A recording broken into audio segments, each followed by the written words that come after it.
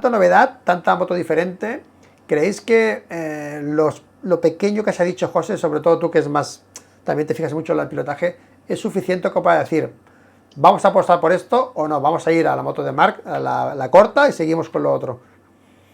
No, eso descártalo, eso no lo van a hacer. Eso ¿No? no lo van a hacer, no, eso no lo van a hacer. ¿Seguro? No, porque no, eso no lo van a hacer. Está No sé si grabado, ¿eh? seguirán con Está esta, grabado, ¿eh? vale.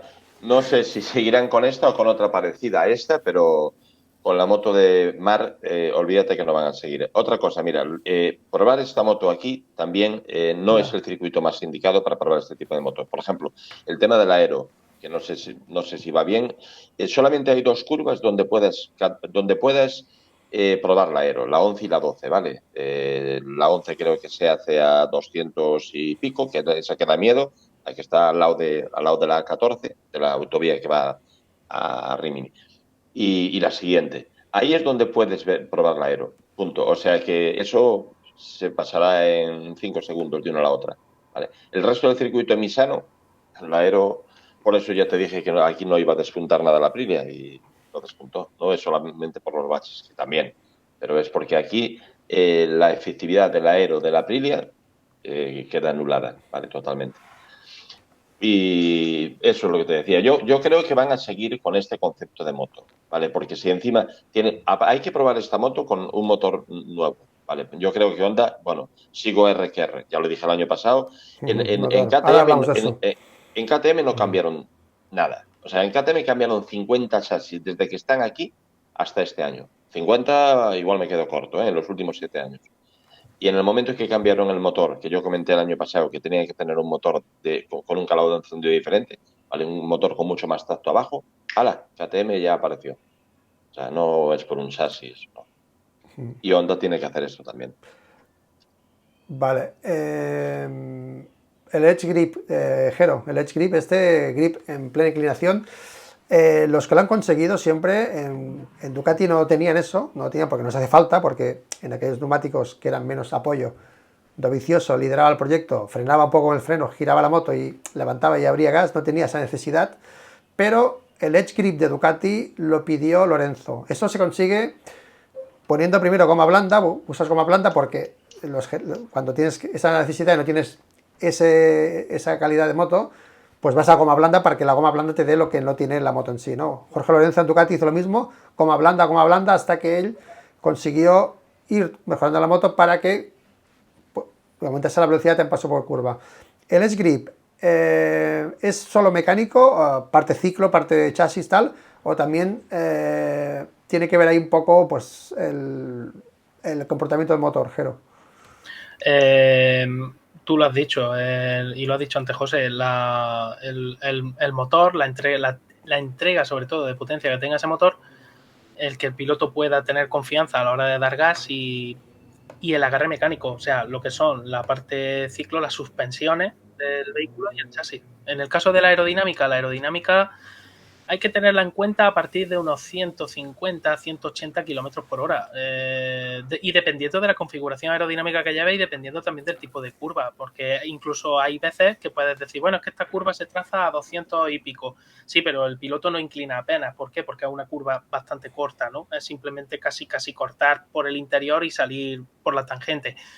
Ahí no me da igual la aerodinámica. La aerodinámica funciona o donde realmente demuestra que está presente es en una curva de amplio radio, donde tengo que mantener una velocidad elevada y donde luego tengo que hacer una frenada fuerte, ¿no? En apoyo. Ahí la aerodinámica sí va a aparecer, pero si no, no tiene nada que ver. Entonces, ese agarre en inclinación o ese edge grip, pues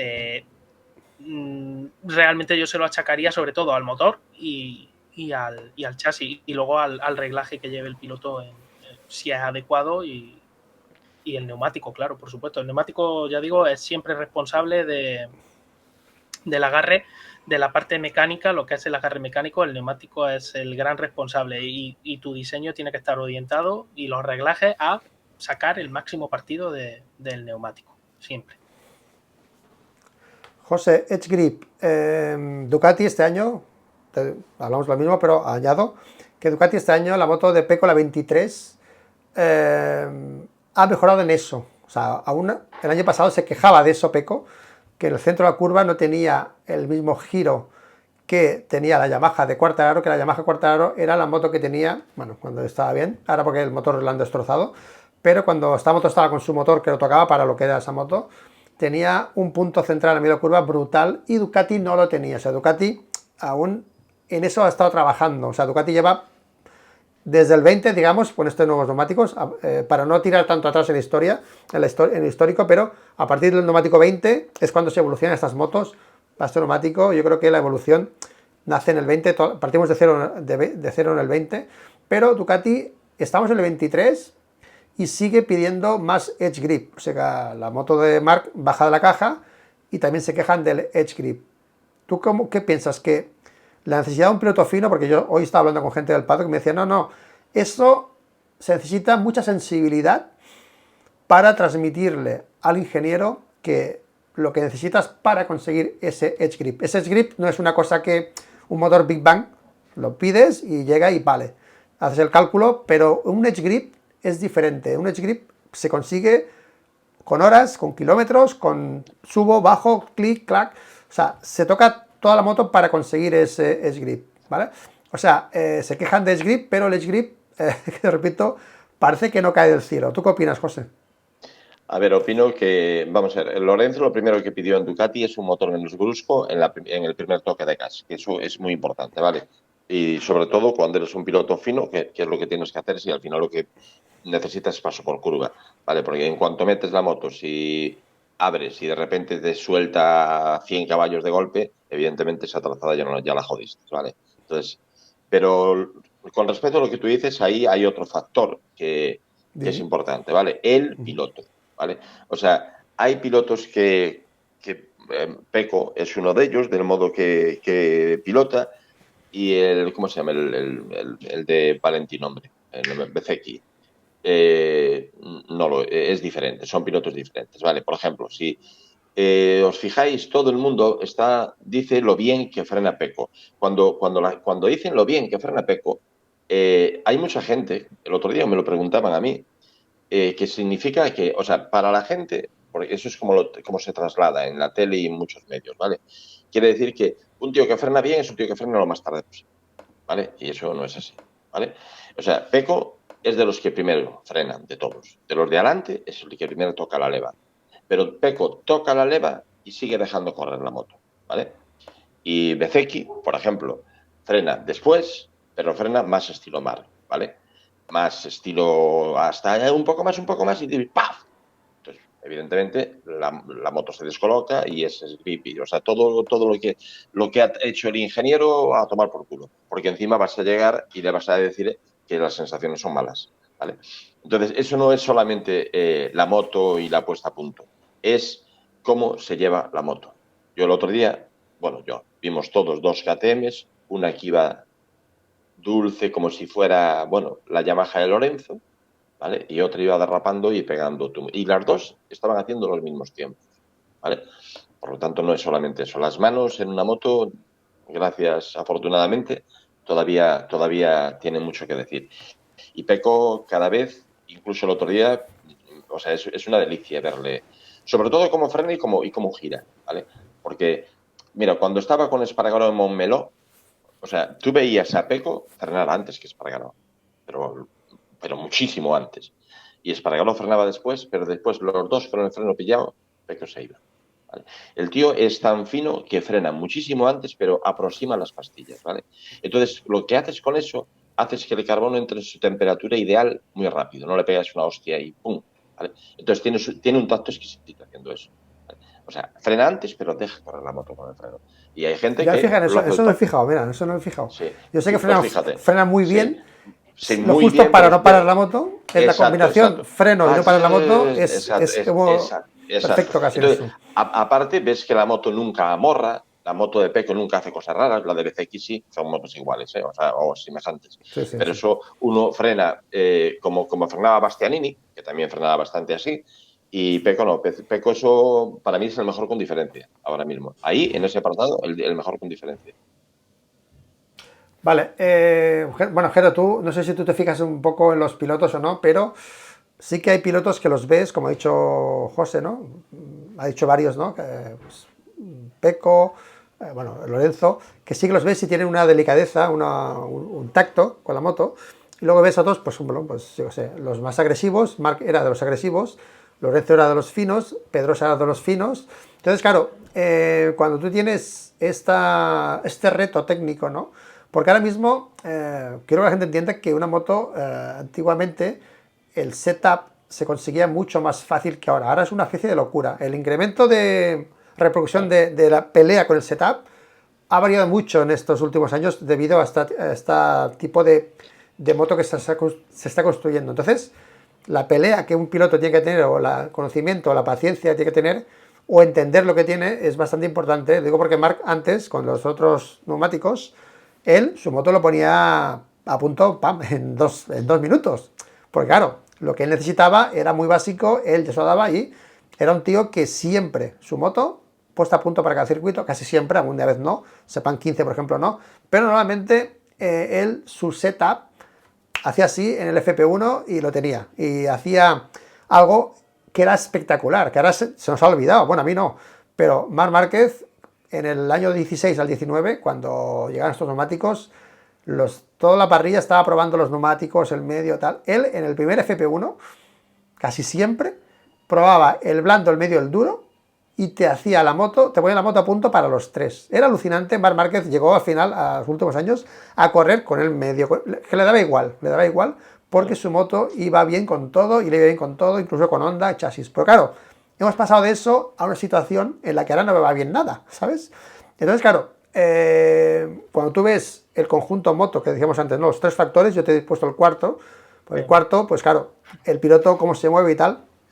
Entonces, tú, como técnico, te fijas también, cuando ves motos, en esa persona que hay arriba, en cómo se mueve y tal, porque yo me fijo mucho, y José también, pero tú en eso ves algo en Marc o en otro piloto que hayas dicho, hostia, es que no sé cómo se pone, y a veces veo a Pecco, bueno, súper elegante, Lorenzo en su día, pero sí que se ve una diferencia con Marc o con más pilotos, no os puedo decir por Marc, pero hay más pilotos que no son tan finos, y si crees que eso es un hándicap o no para ese setup tan crítico que tenemos para encontrarlo rápido. Mira, para contestarte así rápido, te podría decir, si ya con el automovilismo me encanta ver las onboard y ver cómo gira el volante cada piloto, cómo traza y cómo eso, en una moto tengo que fijarme más todavía, me encanta. O sea, me encanta ver cómo se coloca cada uno, ver cómo tumba, ver si uno llega incluso con el codo, si no llega con el codo, etcétera, etcétera. Eso sí, me gusta verlo mucho porque indica muy mucho también el tipo de piloto que estás observando, ¿no? O incluso los reglajes de la moto en ese momento, o más o menos si la moto va muy dura, si la moto va muy blanda o si la moto va por el sitio, va perfecta, ¿no? Eso que habéis dicho, por ejemplo, de Pecco Bagnaia o de Lorenzo. Lorenzo siempre me ha parecido lo mismo que has dicho tú, no me ha parecido un tipo muy, muy elegante y redondeaba mucho las curvas. Era algo que a mí siempre me llamaba la atención. Perdón, que acaba de pasar. El repartidor.